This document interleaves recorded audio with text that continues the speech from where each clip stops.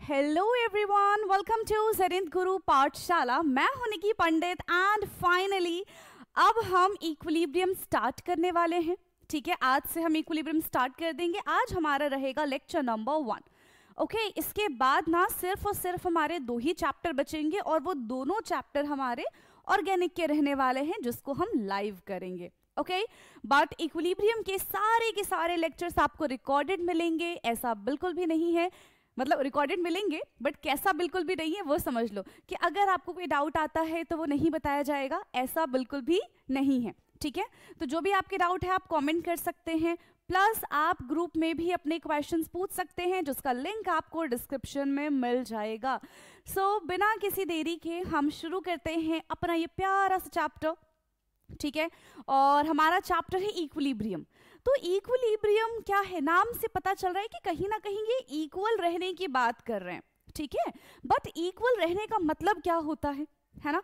हमेशा देखो, बहुत बार आपने ये सुना होगा क्या, सोचा होगा, है ना, कि इक्विलिब्रियम का मतलब होता है इक्वल।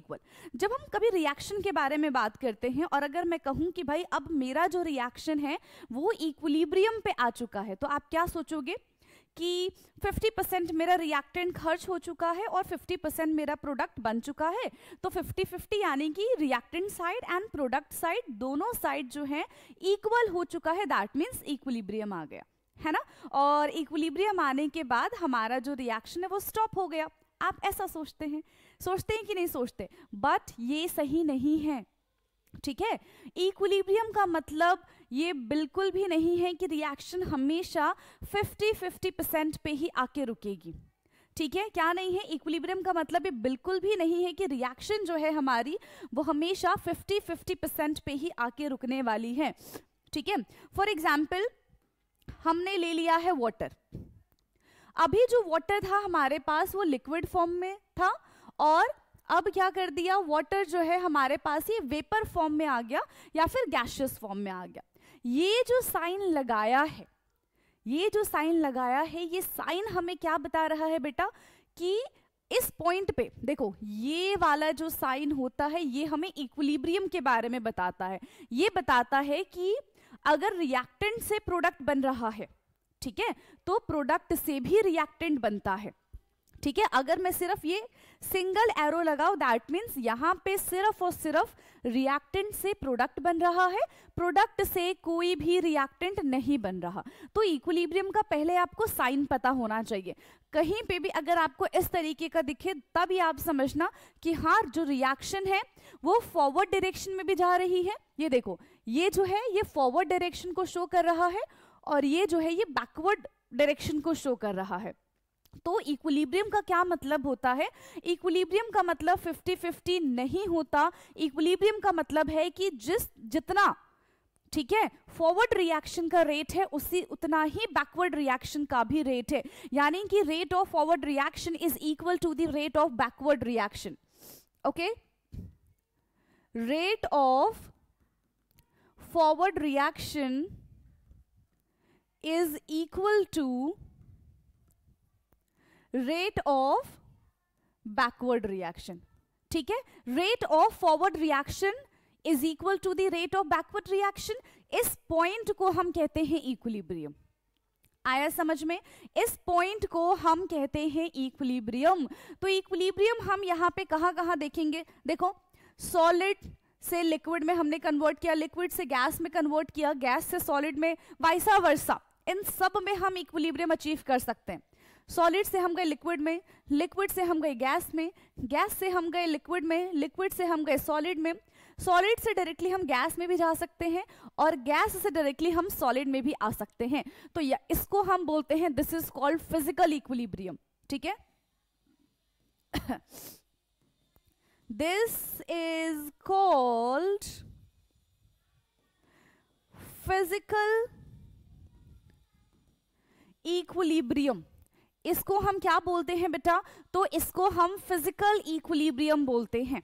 ठीक है, आया समझ में। अब जरा इक्विलिब्रियम को हम और अच्छे से जान लेते हैं। ओके, देखो यहाँ पे क्या है, इक्विलिब्रियम के बारे में ही बात की जा रही है कि इक्विलिब्रियम का जो रेट है वो किस पे डिपेंड करता है। सबसे पहला नेचर ऑफ रिएक्टेंट पे डिपेंड करता है, दूसरा कंडीशन ऑफ रिएक्शन पे डिपेंड करता है। ठीक है, समझो जरा ये क्या कहने की कोशिश कर रहे हैं। हमारे पास रिएक्टेंट है और रिएक्टेंट से बन रहा है हमारे पास प्रोडक्ट। ठीक है, हमारे पास रिएक्टेंट है, रिएक्टेंट से हमारे पास क्या बन रहा है बेटा, प्रोडक्ट बन रहा है। एंड दिस इज, ये हमारा कैसा इक्विलिब्रियम है, दिस इज केमिकल इक्विलिब्रियम।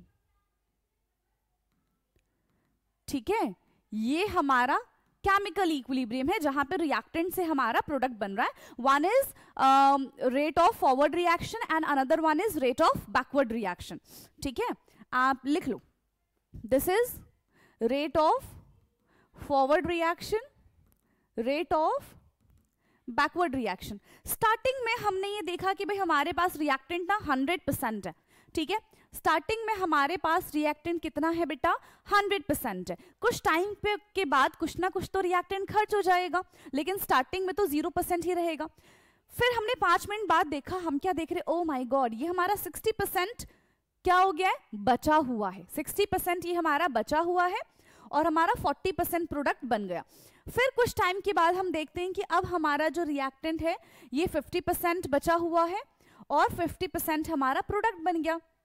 फिर हम देखते हैं कि ये जो रिएक्टेंट है हमारा वो 30% है और प्रोडक्ट हमारा अब 70% बन चुका है।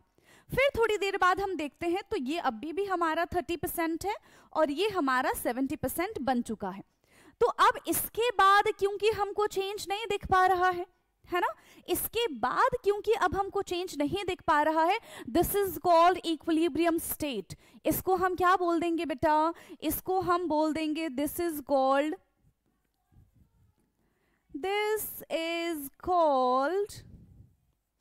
इक्विलिब्रियम। और पूरा लिख दूं मैं, आप कंफ्यूज हो जाओगे है ना, पर बार बार पूरा नहीं लिखूंगी, समझ जाना। ठीक है, equilibrium state, this is called equilibrium state. इस पॉइंट पे हमारा इक्विलिब्रियम आ चुका है, यानी कि जितनी तेजी से, ठीक है, रिएक्टेंट से प्रोडक्ट बनेगा उतनी ही तेजी से प्रोडक्ट से वापस रिएक्टेंट भी बन जाएगा। और अब हमको नहीं पता चलेगा इस पॉइंट पे कि रिएक्शन हो रहा है कि नहीं हो रहा। हम देखेंगे, हमको लगेगा कि भाई अभी भी हमारा रिएक्टेंट 30% ही बचा हुआ है, हमारा प्रोडक्ट 70% ही बना हुआ है। फिर हम थोड़ी देर बाद आएंगे, फिर हमें सेम चीजें देखने के लिए मिलेगी। फिर हम थोड़ी देर बाद आएंगे, फिर हमें सेम चीजें देखने के लिए मिलेगी। तो हम ये बोलेंगे कि अब रिएक्शन नहीं हो रही है, अब तो रिएक्शन हमारी रुक गई है।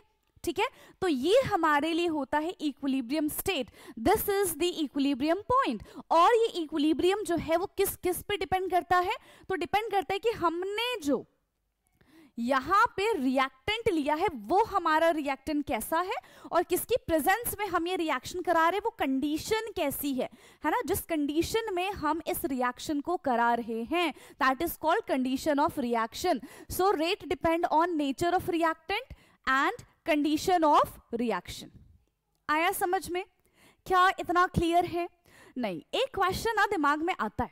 ठीक है, एक क्वेश्चन दिमाग में आता है कि क्या हर बार ऐसा होगा कि हमारा रिएक्टेंट की क्वांटिटी हमेशा कम रहने वाली है एंड प्रोडक्ट की क्वांटिटी हमेशा ज्यादा रहने वाली है तभी हमारा इक्विलिब्रियम आएगा? तो ऐसा भी नहीं है। ठीक है, देखो इक्विलिब्रियम के लिए ना कोई भी पॉइंट फिक्स नहीं होता। सबसे पहली बात आप ये समझो। ठीक है, इक्विलिब्रियम के लिए कोई भी पॉइंट कभी भी फिक्स नहीं होता है। डिपेंड करता है कि किस रिएक्शन में, किस कंडीशन में हम रिएक्शन करा रहे हैं, रिएक्टेंट कैसा है हमारा, उस पे सारी चीजें डिपेंड करती हैं। ओके, चलिए तो कंडीशन के बारे में जानेंगे सबसे पहले कि इक्विलिब्रियम हमें कब कब देखने के लिए मिल सकता है। तो केस 1 की अगर हम बात करें तो रिएक्टेंट से बन गया है हमारा प्रोडक्ट। ठीक है, रिएक्टेंट से बन गया हमारा प्रोडक्ट। जब टाइम 0 था तो रिएक्टेंट हमारा 100% था एंड प्रोडक्ट हमारा अगेन 0% होगा इनिशियल टाइम में। जब टाइम हमारा t हुआ तो हमने क्या देखा कि ओ माय गॉड, रिएक्टेंट हमारा सिर्फ 10% बचा हुआ है एंड प्रोडक्ट हमारा 90% बन चुका है। फिर हम टाइम 20 पे देखते हैं कि ये क्या हुआ। अभी भी हमारा रिएक्टेंट 10% ही बचा हुआ है और हमारा प्रोडक्ट 90% ही बना है। दैट मीन्स इस पॉइंट पे ही हमारा इक्विलिब्रियम आ चुका है। ठीक है, दैट मीन्स इस पॉइंट पे ही हमारा क्या आ चुका है बच्चे, इस पॉइंट पे हमारा इक्विलिब्रियम आ चुका है। यहां पे आपको क्या चीज नजर आ रही है ये मुझे बताओ, क्या नजर आ रहा है कि मैम प्रोडक्ट ज्यादा बना है ना, प्रोडक्ट की क्वांटिटी ज्यादा है कंपेयर टू रिएक्टेंट, यानी कि ये रिएक्शन किसको फेवर कर रहा है बेटा, यस ये रिएक्शन किसको फेवर कर रहा है, तो ये रिएक्शन फेवर कर रहा है प्रोडक्ट को। ठीक है, तो यहां पे क्या हो रहा है कि दिस रिएक्शन इज ऑलमोस्ट जो है वो कंप्लीट है ना, सिर्फ बहुत कम यहाँ पे रिएक्टेंट की क्वांटिटी बची हुई है, बट बहुत सारा यहाँ पे हमको प्रोडक्ट मिला है, राइट। तो ये किसको फेवर कर रहा है, so this reaction favour the product formation. ठीक है, तो यहाँ पे प्रोडक्ट की क्वांटिटी कैसी है, प्रोडक्ट की क्वांटिटी हमारी ज्यादा है, ठीक है, एट इक्विलिब्रियम, और यहां पे हम लिखेंगे this favour the product formation, this favour the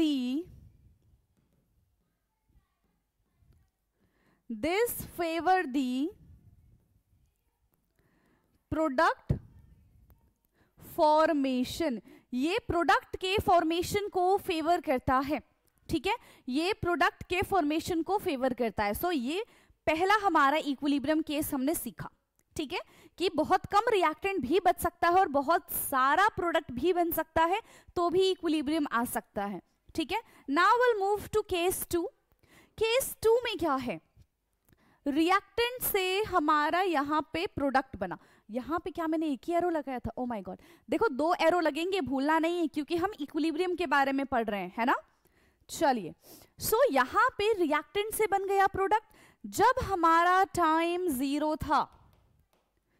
ठीक है, जब हमारा टाइम 0 था, रिएक्टेंट हमारे पास 100% था एंड प्रोडक्ट हमारे पास 0% था। जब टाइम 10 हुआ तो हमने देखा कि रिएक्टेंट हमारे पास 90% है एंड प्रोडक्ट हमारे पास 10% बना हुआ है। फिर हम देख रहे हैं टाइम 20 पे, तो ये हमारे पास 80% है और ये हमारे पास 20% है।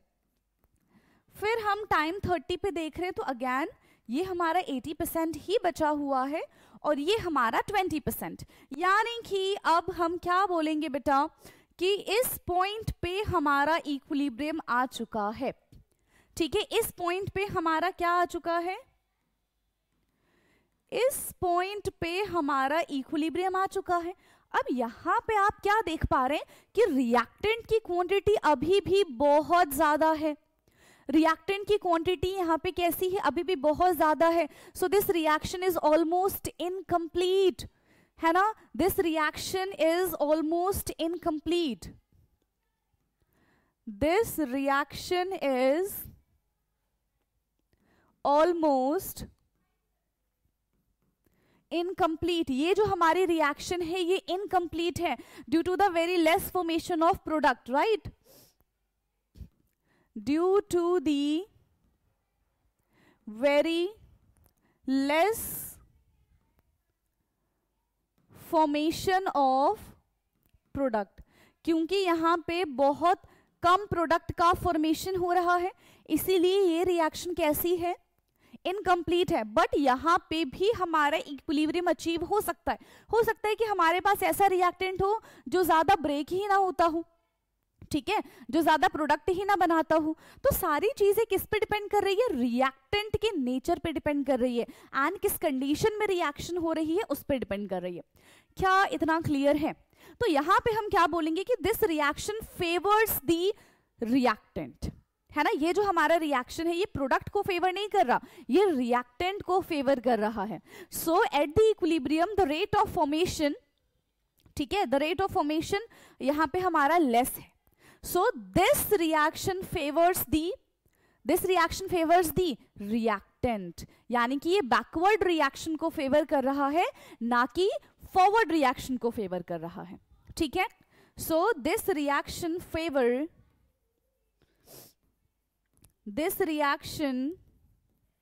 favor the रिएक्टेंट फॉर्मेशन, ये रिएक्टेंट के फॉर्मेशन को फेवर कर रहा है, so it favouring backward reaction, it favouring backward reaction. तो ये बैकवर्ड रिएक्शन को फेवर कर रहा है, ठीक है। किसको फेवर कर रहा है बच्चे? ये बैकवर्ड रिएक्शन को फेवर कर रहा है। So this is case 2। Now will move to case 3। Yes, अब खुद ही सोच लो भाई केस 3 हमारा क्या होने वाला है, बता दो जल्दी। एक हमने देखा कि जहां पे प्रोडक्ट को फेवर कर रहा है, एक हमने देखा जहां पे रिएक्टेंट को फेवर किया जा रहा है। नाउ द थर्ड वन आपने आई थिंक गेस कर लिया होगा, ठीक है। सो यहां पे हमारा रिएक्टेंट से बन रहा है प्रोडक्ट, एंड जब हमारा टाइम 0 था तो रिएक्टेंट हमारे पास 100% था, प्रोडक्ट हमारे पास 0%। जब टाइम 10 हुआ तो ये हमारा बन गया 70% और ये है हमारा 30%। फिर टाइम 20 पे ये है हमारा 50% and this is also 50%। Time 30 ये हमारा 50% है और ये भी हमारा 50% है, यानी कि दोनों के दोनों 50% है। तो हम क्या बोलेंगे अब कि इस पॉइंट पे हमारा इक्विलिब्रियम आ चुका है। किस पॉइंट पे हमारा इक्विलिब्रियम आ चुका है बेटा? इस पॉइंट पे हमारा इक्विलिब्रियम आ चुका है, ठीक है। इस पॉइंट पे हमारा इक्विलिब्रियम आ चुका है, यानी कि द फॉरवर्ड रिएक्शन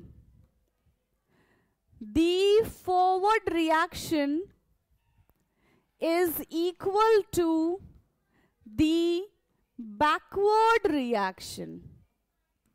अभी तक जो हमने देखा था उसमें क्या था? अभी तक जो हमने देखा उसमें देखा कि भाई एक प्रोडक्ट को ये फेवर कर रहा है, एक रिएक्टेंट को फेवर कर रहा है। But in case 3 we have seen that कि रिएक्टेंट की quantity is equal to the quantity of the product, यानी कि रिएक्शन फेवर बोथ डायरेक्शन, है ना। Reaction favor both direction, reaction favor both direction, ठीक है। रिएक्शन जो है वो दोनों तरफ फेवर कर रही है, यानी कि प्रोडक्ट बनाने में भी फेवर कर रही है ये, एंड रिएक्टेंट बनाने में भी फेवर कर रही है। So this is our third type of equilibrium, यानी कि रिएक्टेंट बहुत सारा भी बच सकता है, रिएक्टेंट बहुत थोड़ा भी बच सकता है, और रिएक्टेंट और प्रोडक्ट की क्वांटिटी इक्वल भी हो सकती है। तो इस पॉइंट पे हमारा इक्विलिब्रियम आ सकता है। ऐसा कहीं नहीं लिखा है कि सिर्फ 50-50% पे ही इक्विलिब्रियम आएगा, बट ऐसा भी नहीं है कि 50-50% पे इक्विलिब्रियम नहीं आ सकता, ठीक है। ये कहीं 100% लिखा नहीं है ना बेटा कि सिर्फ हमेशा के लिए 50-50 पे ही इक्विलिब्रियम आएगा, ये कहीं नहीं है, ठीक है। 90-10 पे भी इक्विलिब्रियम आ सकता है, 10-90 पे भी इक्विलिब्रियम आ सकता है, 50-50 पे भी इक्विलिब्रियम आ सकता है। आई बात समझ में? ठीक है। तो यहां पे हमने ये सारी की सारी चीजें देखी हैं।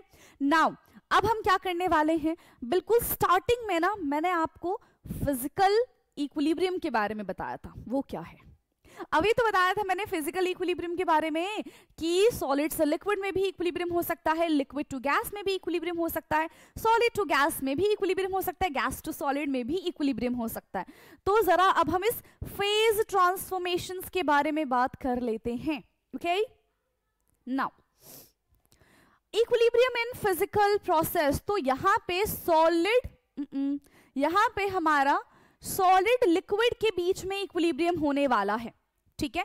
यहां पे हम सॉलिड लिक्विड के बीच में इक्विलिब्रियम देखेंगे, and equilibrium in physical process, इसको हम क्या बोलते हैं? This is called phase transformation, means conversion, ठीक है। इक्विलिब्रियम इन phase transformation means conversion। phase transformation means conversion, जहां पे हम सबसे पहले सॉलिड लिक्विड इक्विलिब्रियम के बारे में बात करेंगे। तो याद रखना है आपको, जब भी हम सॉलिड लिक्विड इक्विलिब्रियम के बारे में बात करते हैं या फिर किसी भी इक्विलिब्रियम के बारे में बात करते हैं, कुछ पैरामीटर्स को हमें कांस्टेंट रखना होता है। तो यहाँ पे हम टेम्परेचर एंड प्रेशर कांस्टेंट रखेंगे।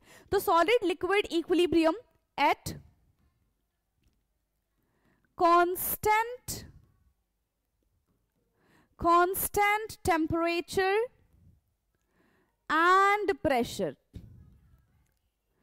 ठीक है, कांस्टेंट टेम्परेचर एंड प्रेशर। सबसे पहले आपको क्या करना है, एक आइसोलेटेड बॉक्स ले लो, ठीक है। आपको क्या करना है, आपने यहां पे एक आइसोलेटेड बॉक्स ले लिया, ठीक है। आपने क्या किया बेटा, आपने यहां पे आइसोलेटेड बॉक्स ले लिया। आइसोलेटेड का क्या मतलब है कि अब इसका टेम्परेचर हमने एक बार जो फिक्स कर दिया, वही टेम्परेचर वही प्रेशर इसका फिक्स रहेगा, वो चेंज नहीं हो सकता है, ठीक है। और इसके अंदर हमने डाल दिए हैं, ये क्या डाल रहे हैं, ये हम डाल रहे हैं इसके अंदर भर भर के आइस क्यूब, ठीक है। हम इसके अंदर डाल रहे हैं भर भर के आइस क्यूब, ये हमारा आइस है। और इसका टेम्परेचर हमने कितना मेंटेन कर रखा है, 0 डिग्री सेंटीग्रेड हमने इसका टेम्परेचर मेंटेन कर रखा है, ठीक है। अब क्या होगा, इसी के अंदर हमें क्या देखने के लिए मिलेगा,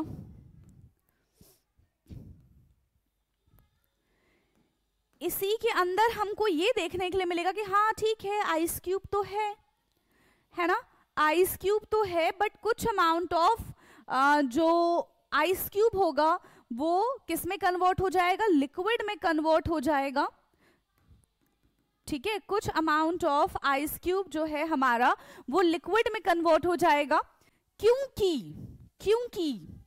0 डिग्री सेंटीग्रेड टेम्परेचर जो होता है उस पे आइस जो है वो मेल्ट हो जाता है, यस और नो। 0 डिग्री टेम्परेचर पे, 0 डिग्री सेंटीग्रेड पे आइस जो है वो मेल्ट होना शुरू हो जाता है, लेकिन 0 डिग्री टेम्परेचर पे ही वाटर जो है वो फ्रीज होना शुरू हो जाता है। तो जितनी तेजी से जो आइस क्यूब है वो पिघल के पानी में कन्वर्ट हो रही है, उतनी ही तेजी से जो वाटर है, जो पानी है, वो वापस से आइस क्यूब में कन्वर्ट हो रहा है। यानी कि इस पॉइंट पे हमें यहाँ पे थोड़ी देखो, यहाँ पे जो आइस क्यूब है वो पानी में कन्वर्ट होगा, अभी भी हमारा आइसोलेटेड बॉक्स ही है, ये जो आइस है ये पानी में कन्वर्ट होगा, but at the same time और एट द सेम रेट पानी जो है वो आइस में कन्वर्ट हो जाएगा और हमें ये चीज नजर नहीं आएगी। हमें लगेगा कि भाई आइस क्यूब पड़ा हुआ है क्योंकि आइसोलेटेड बॉक्स है, इसमें कोई चेंज नहीं होगा, हमें ऐसा लगेगा, but this is not real, क्योंकि हमें एक और चीज पता है कि आइस जो है वो 0 डिग्री पे पिघलना शुरू हो जाता है, आइस जो है वो 0 डिग्री पे पिघलना शुरू हो जाता है, एंड लिक्विड जो है वो 0 डिग्री पे जमना शुरू हो जाता है। So at 0 degree centigrade liquid and solid के बीच में हम इक्विलिब्रियम ला सकते हैं, बर्फ और पानी के बीच में हम इक्विलिब्रियम ला सकते हैं, ठीक है। तो यहां पे आपको यह समझना है कि जितनी तेजी से आइस वाटर में कन्वर्ट होगा, उतनी ही तेजी से वाटर भी आइस में कन्वर्ट हो जाएगा, और इसी की वजह से हमें यहाँ पे एज सच कोई चेंजेस नजर नहीं आएंगे, ठीक है। So the number of ice particles melt equal to the number of water particles colloid and solidify, ठीक है। तो जितनी तेजी से बर्फ पानी बनेगा उतनी ही तेजी से पानी बर्फ बन जाएगा, और जब हम इस पूरे सीन को बाहर से देखेंगे तो हमें लगेगा है कोई चेंज नहीं हो रहा है, कोई रिएक्शन नहीं हो रही है, but in reality this is not true. Okay, क्या मेरी बात आपको समझ में आई है? तो यहां पे हमने सॉलिड लिक्विड इक्विलिब्रियम के बारे में पढ़ा, ठीक है। किसके बारे में पढ़ा है बेटा? सॉलिड लिक्विड इक्विलिब्रियम के बारे में पढ़ा है, और यहां पे उसी से रिलेटेड कुछ पॉइंट्स है, ठीक है। So no change in mass of ice and water, कोई चेंज नहीं होगा क्योंकि कुछ भी पार्टिकल्स इस आइसोलेटेड बॉक्स के बाहर जा ही नहीं सकता। ठीक है, कुछ भी पार्टिकल्स इस आइसोलेटेड बॉक्स के बाहर नहीं जा सकता है, इसी वजह से मास में कोई चेंज नहीं होने वाला है। ठीक है, no change in mass of ice and water. ठीक है, दिखने में ये हमको स्टैटिक लगेगा, यानी कि रुका हुआ। अभी मैंने आपको बताया ना, अगर आप बाहर से इसी रिएक्शन को देखते हैं तो आपको लगेगा कि पहले भी बर्फ था, अभी भी बर्फ है, क्या चेंज हुआ है? कुछ भी चेंज तो नहीं हुआ है ना। तो हमारे अकॉर्डिंग कोई चेंज नहीं है, हमारे अकॉर्डिंग लगेगा कि भाई सब रुका हुआ है ना, सब रुका हुआ है। But in reality it is dynamic, वो हमेशा चलता रहता है, कंटिन्यूशन में चलता रहता है। बट क्योंकि ये चीज मॉलिक्यूलर लेवल पे हो रही है, हमें नजर नहीं आता है ना, हमें नजर नहीं आता। ठीक है, so it looks static but it's actually working when observe at the molecular level. जब हम इसी चीज को बिल्कुल ऐसा मॉलिक्यूलर लेवल पे देखेंगे तब हमको पता चलेगा okay so it is working, ये अपना काम कर रहा है ना, ये अपना काम कर रहा है। वो बात अलग है कि हमें नहीं दिख रहा है। सो एट कांस्टेंट प्रेशर हमने कितना रखा हुआ था? प्रेशर 1 atm हमने प्रेशर रखा हुआ था, and temperature 0 degree centigrade. So at constant temperature and pressure at which liquid and solid coexist. ठीक है, ऐसा टेम्परेचर, ऐसा प्रेशर हमने रखा है जहां पे सॉलिड और लिक्विड दोनों के दोनों कोएग्जिस्ट करते हैं, दोनों की दोनों फॉर्म एग्जिस्ट कर सकती है। ठीक है, एंड इसको हम नॉर्मल मेल्टिंग पॉइंट और फ्रीजिंग पॉइंट बोलते हैं। सो वाटर का freezing point is 0 degree centigrade, ice का melting point is 0 degree centigrade. So हो गया ना ये बराबर। ठीक है, ऑफ दैट प्योर सब्सटेंस, यहां पे ना इन्होंने एक वर्ड लिखा हुआ है ऑफ दैट प्योर सब्सटेंस। अगर हमारे पास वाटर एकदम प्योर है तो ही उसका जो फ्रीजिंग पॉइंट होगा वो 0 डिग्री सेंटीग्रेड होगा, या फिर आइस का जो मेल्टिंग पॉइंट होगा वो 0 डिग्री सेंटीग्रेड होगा। लेकिन अगर हमने नमक का बर्फ ले लिया या फिर नमक वाला पानी ले लिया तो वो 0 डिग्री पे फ्रीज या फिर मेल्ट नहीं होने वाला है। ठीक है, तो ये 0 degree specifically for pure substance, pure water के लिए होता है। Okay, now both the process at equilibrium are taking place simultaneously, है ना।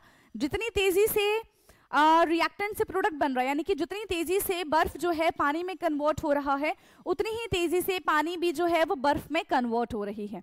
Clear? Both rate of both the process are equal. Yes, reactant is equal to the product. तो ये हमने conversion पढ़ा, ये हमने इक्विलिब्रियम देखा कि किस तरीके से सॉलिड और लिक्विड के बीच में इक्विलिब्रियम आ सकता है। क्या इतनी चीजें समझ में आई हैं? Now will talk about the liquid gas equilibrium, है ना। लिक्विड गैस इक्विलिब्रियम के बारे में अब हम बात करते हैं। सो लिक्विड गैस इक्विलिब्रियम क्या है? Liquid gas equilibrium, let's take chamber, है ना। फिर से हम यहाँ पे ये 2 चैम्बर ले लेते हैं और इसमें हमने पता है क्या किया हुआ है, इसमें हमने क्या किया हुआ है, प्रेशर हम यहां पे कैलकुलेट करेंगे। ठीक है, हम यहां पे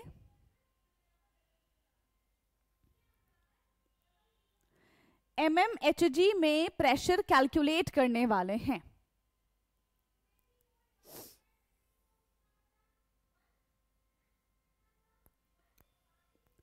चलो ठीक है, इस तरीके से बन गया, कुछ खतरनाक से ही बनाया है। ठीक है, mmHg, यहां से हम प्रेशर देखेंगे। ठीक है, हमने इस चैम्बर के अंदर क्या ले लिया, एक बोल ले लिया,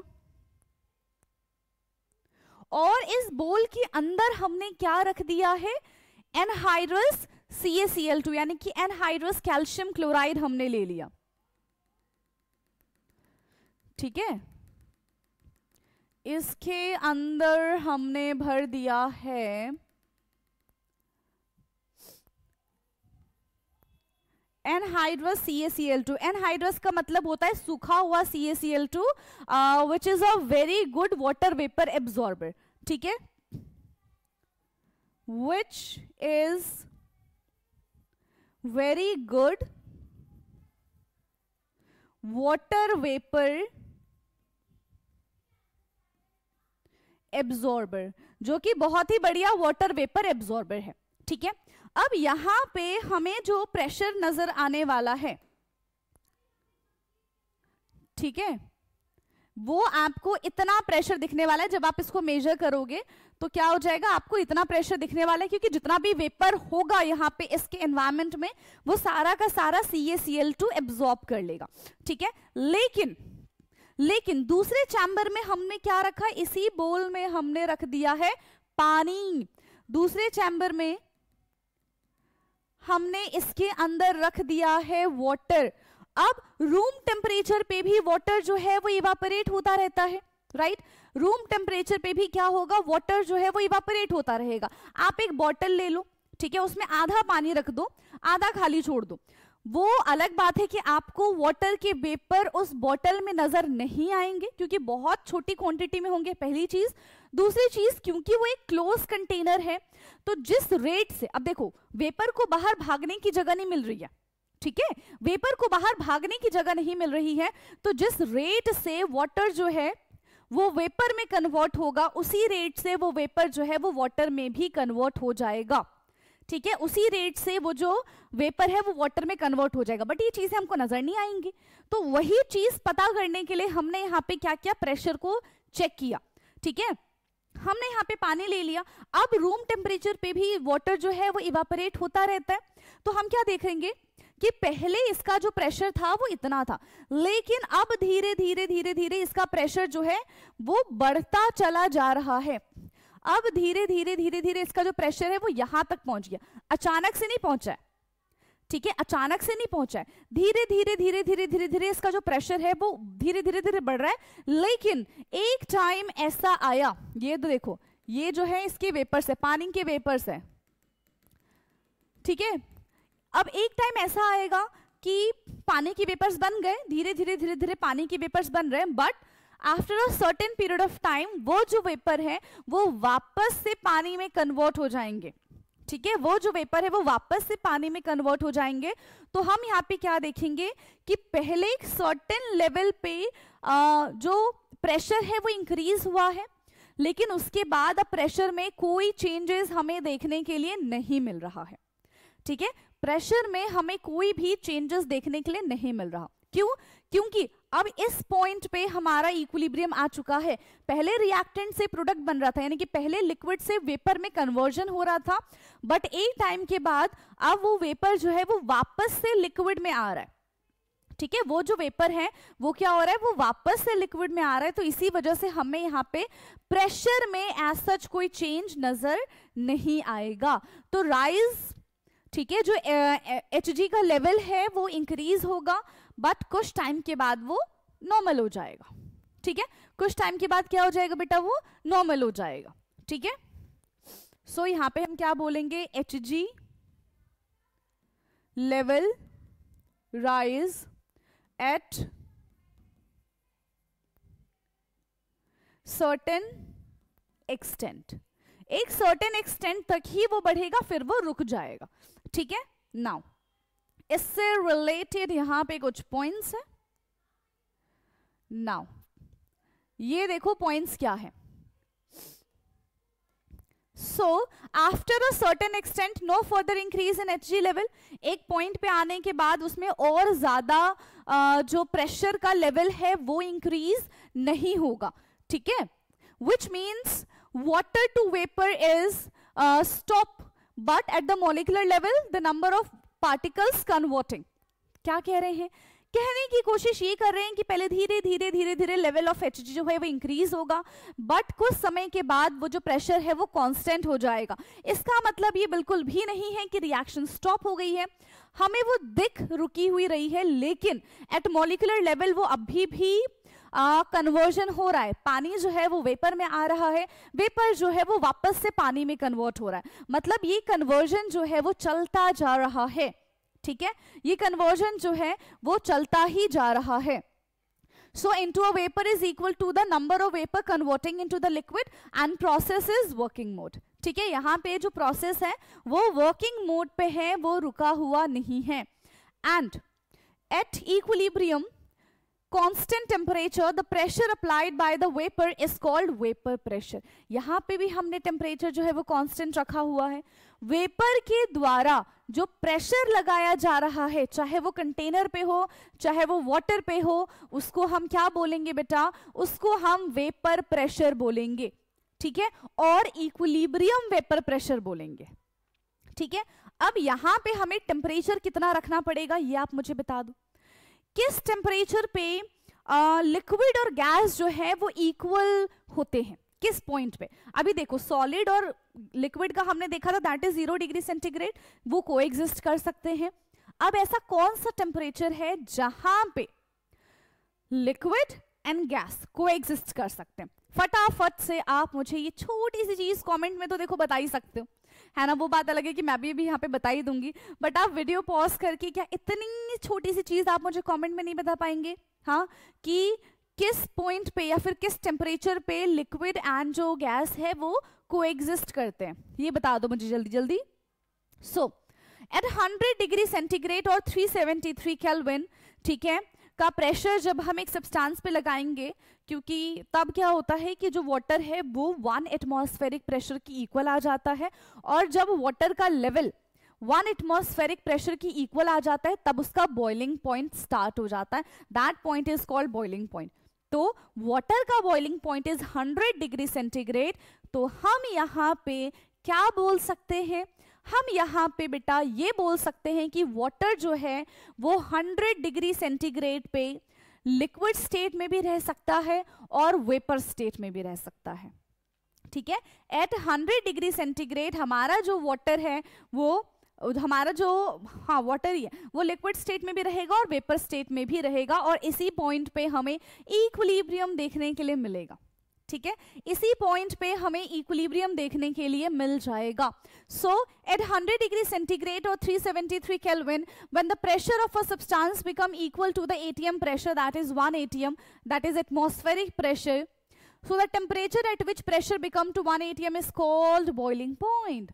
जब प्रेशर हमारा 1 atm के इक्वल हो जाता है तो क्या हो जाता है? बॉइलिंग पॉइंट ही कहते हैं उसको, है ना। याद रखिएगा कि अगर एटमॉस्फेरिक प्रेशर डिक्रीज हो रहा है तो बॉइलिंग पॉइंट भी कम हो जाएगा।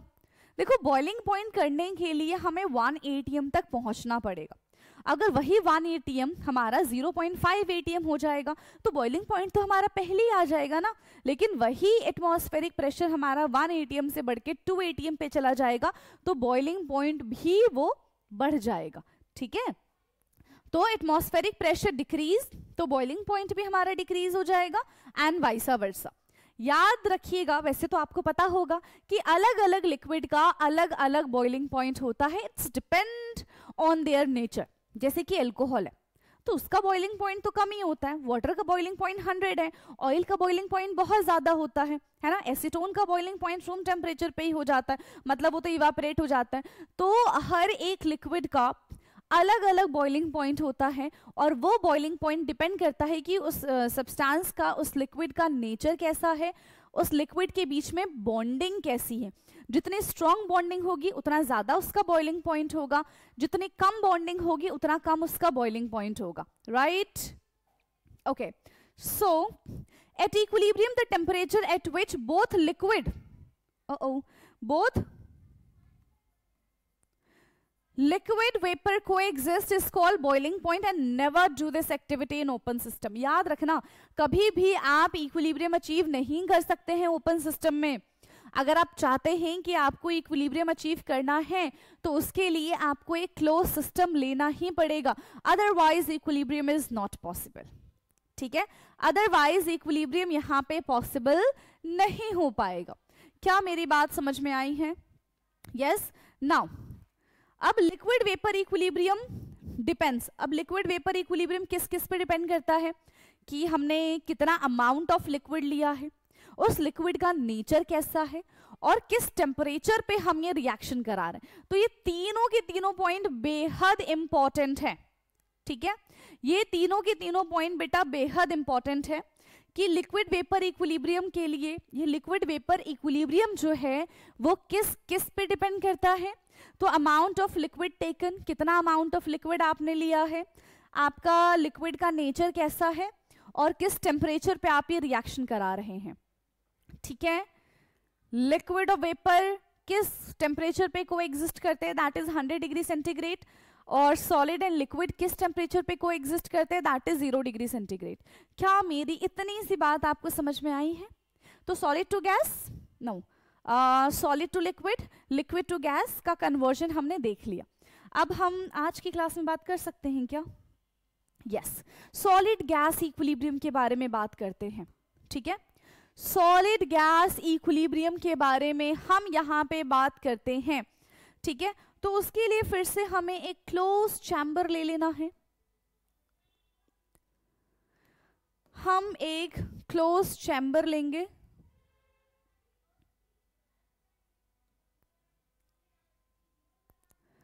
ठीक है, चलो हमने यहां पे एक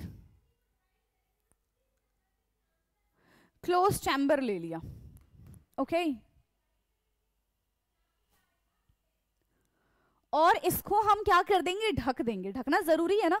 क्यों जरूरी है? क्योंकि जो भी हम काम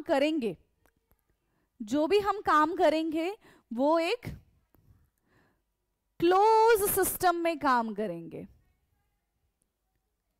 तो हमने इसको क्या कर दिया? हमने इसको ढक दिया। ठीक है, हमने कैसा सिस्टम बना दिया है बेटा? हमने क्लोज सिस्टम बना दिया है। ठीक है, कैसा सिस्टम हमने बना दिया? यहां पे हमने क्लोज सिस्टम बना दिया। अब इसके अंदर ना हमने क्या रखे हैं? हमने I2 रख दिया, यानी कि इसके अंदर हमने आयोडीन रख दिया इन सॉलिड फॉर्म। धीरे धीरे धीरे धीरे एट रूम टेम्परेचर ये आयोडीन जो है ये किस में कन्वर्ट हो जाएगा? ये वेपर में कन्वर्ट हो जाएगा, और धीरे धीरे धीरे धीरे हमको इस कंटेनर में कलर दिखना शुरू हो जाएगा। पहले बिल्कुल हमें पिंकिश वायलेट कलर दिखने के लिए मिलेगा।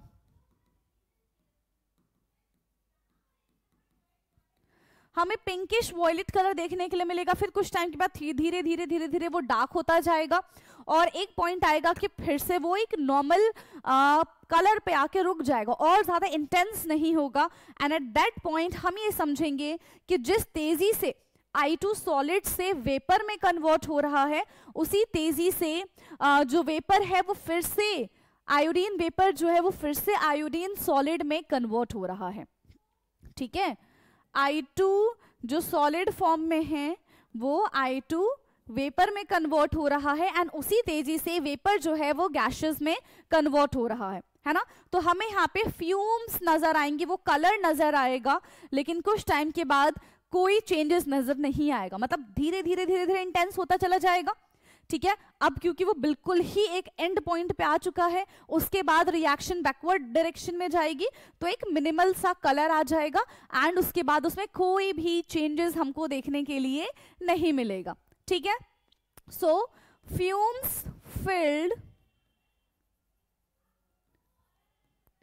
फ्यूम्स जो है पहले तो वो भर जाएगा, and after some time, and कुछ समय के बाद हमको क्या देखने के लिए मिलेगा?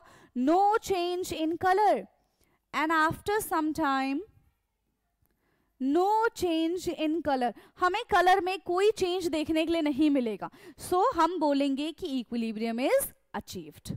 Hence equilibrium is